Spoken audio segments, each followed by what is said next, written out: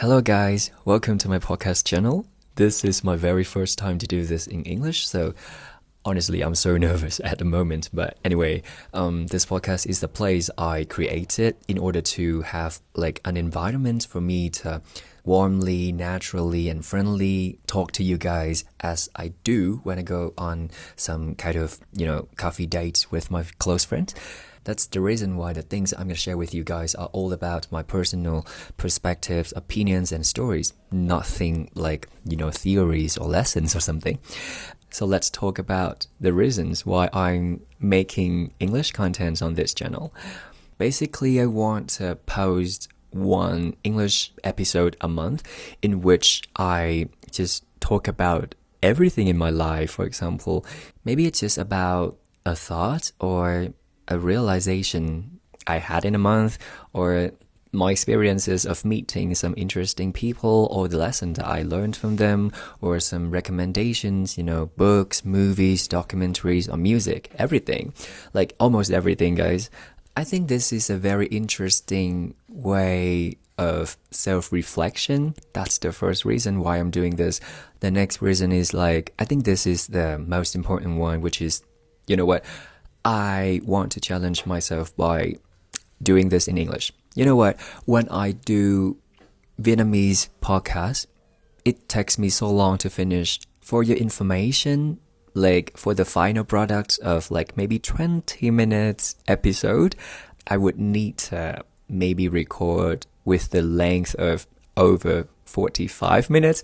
So yeah, I think it's going to be much harder in English, but I really do like to challenge myself. So yeah, this is how I do it. The next reason, I'm deeply aware that when you want to study English, one of the best things to do is to immerse yourself into the language. But the fact is, in our country, Vietnam, it's very hard for you to find an environment to speak, to listen to the others using English. So I think creating an environment yourself is a very good way to do that. And, I have been doing stuff recording self-talking videos and post them on my private Instagram accounts for maybe 3 years. But I want to do more. That's the reason why I want to do this. I think it's going to be one of the best ways to practice my explaining skills. And also, maybe you guys, when you listen to me, it's going to be a way for you to practice your listening skill. It doesn't mean that I'm saying something okay, my speaking skills are just like the foreigner. No, I just think that when you are Vietnamese and you're listening to a Viet guy speaking English, it's going to be easier for you to understand, and it's kind of fun, isn't it? I don't know. Okay, so those are the reasons why I'm doing this series, and I honestly don't know whether or not you guys will like it, but I think I do this mostly for myself, and if you guys can get some benefits or values from this series, I'll be so happy for that. Okay, so I think I should dive into this month topic. Yeah, let's talk about my March. So the first thing I want to share with you guys is the fact that I have been seriously being an English teacher. For your information, I teach communication and IELTS for beginner level students. After 2 months and seriously doing the lesson plan this month, I have just realized that I love this job so much. I just love the process of making the lesson plan, putting the activities in it, and then you bring those activities into your real class and get your students' attention and keep them engaged. That's just the best feeling of the world. I feel so these days. And one more reason why I like this job is that the more I teach, the more I realize that I have to learn, and that's very great. You know what, I've got this intrinsic motivation to study. It's not because I'm forced to do or something. I just want to discover that field of knowledge so that I can use it to give them back to my students, and that's just so great. Let me tell you one thing that I used to hate English before. It's not until my freshman year that I realized the importance of English in my real life. And after that moment, I just, try my best to study English, and I feel like that was one of the best decisions of my life. I've met so many wonderful people thanks to English, and also I've learned so many things outside of the class. So I feel like even though some people would say something like English is so normal these days, I feel like in the rural areas of my country, Vietnam, English is not really something that they consider as a language. They just, merely see the language as a subject at school, a compulsory subject. That's why when I teach, I just want to inspire my students to approach English as a language, not just a subject at school. However, all of my classes are just the demo classes. They are not my official ones because I'm still on my way to improve myself and also to prepare the lesson plans for my future students. So yeah, maybe by the half of this year, I'm gonna public my official classes. So if you want to be my students, just stay tuned. I don't know what the exact day, but I'll try. I'll try my best to make that day come sooner. Okay, so that one was the first thing that I want to share with you guys. Second thing is a recommendation. I read this book called Educated by Tara Westover, and I think this one is a very worth reading piece of writing. Like, this is a memoir. I mean, how can I explain it in a very easy way to understand? So basically, this is a writing about Tara's life. She was a girl who was, brought up in a isolated family in a rural area. She was not allowed to go to school because her family, especially her parents, don't believe in the government, and they just want her to stay at home, not going to school. After 17 years of staying at home, she got an opportunity to go to school, and that was a very inspiring journey of her achieving higher and higher education, degree. And I feel like that journey is really inspiring, as I told you before, but it's not merely all about that. This is also about the, other side of family. When we think of family, we normally think about the place for us to come back to, our beloved people or something like that. But in this story, you can see maybe the dark side of one specific family, and also its role to a human being's behavior and mindset when she grew up in a family like that. The storytelling is super great. When I read this, I feel like I'm watching a movie. It's just so traumatic. I won't spoil, but her storytelling is just so great. Apart from that, the thing that I respect and I like the most about this book is, the realization of me about the power of education. The thing that I and maybe we normally take for granted.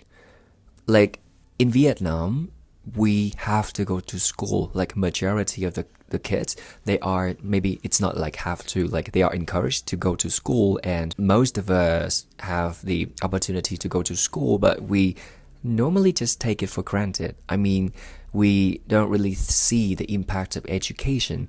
But when you read this story, you will see that after being educated, Tara knows more about the world around her and, about the mental health problems her family members are having, and questions about herself to, find her true identity. So I think applied to us, education plays a very important role to make us the person we are today.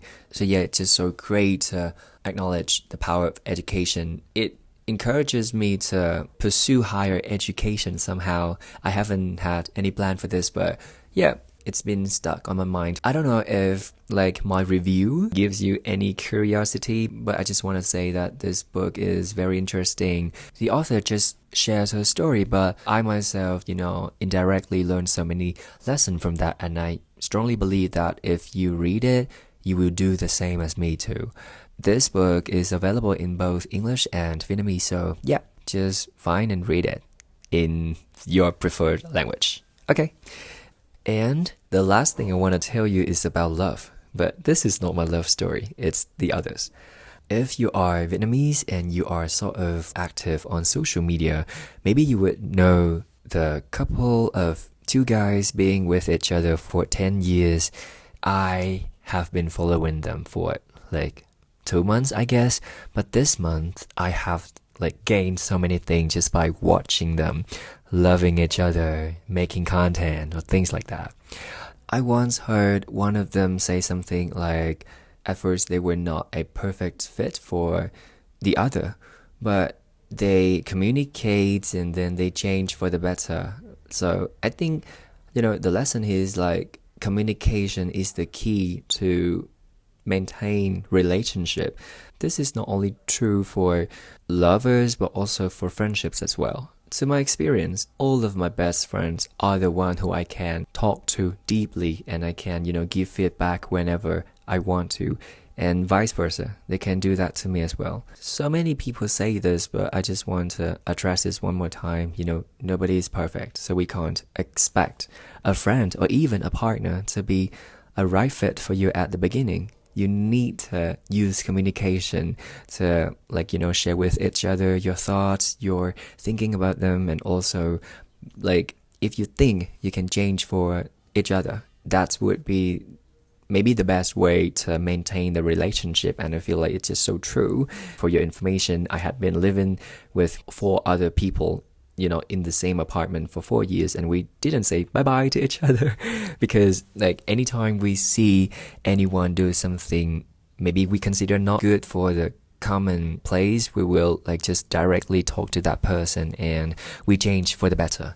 So I think, after watching them and from my experience, I just feel like anytime you want to solve any problem, you should consider using communication. And watching them makes me sometimes think about myself. I have been kind of a perfectionist when it comes to love, and I think I should reconsider it. I don't know, I'm just figuring it out, but I've been single for maybe 25 years, almost 25 years.